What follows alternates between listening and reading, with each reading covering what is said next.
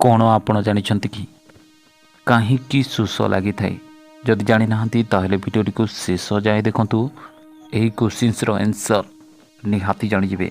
आउ हाँ चैनल को सब्सक्राइब कर रखिथांतु एपरिका इंटरेस्टिंग वीडियो गुड़ाक देखिबा पाई। So let's start. आपण तो या जानिथिबे जे गोटे व्यक्तिर शरीर में 70% जल रही है किंतु एही 70% रु 1% जल कमिगले मनुष्य को शोष लगिबा आरंभ होता है मात्र 1%।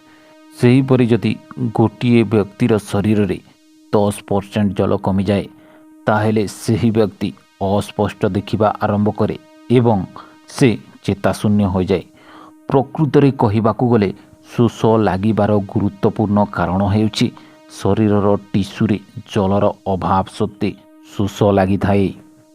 जलर आवश्यकता कहीं देखंतु फ्रेंड्स शरीरर विभिन्न कार्य पाई पानीर आवश्यकता होता है जेपरी मस्तिष्कर कार्य प्रणाली खाद्य हजम ऊर्जा शक्ति उत्पादन तापमात्रा नियंत्रण एवं अवशोषण सहित शरीरर विभिन्न कार्य पाई जलर आवश्यकता पड़ी थाए।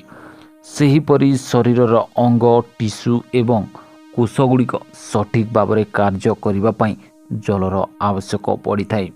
एणुकरी मनीष को बारंबार शोष लगी थाए।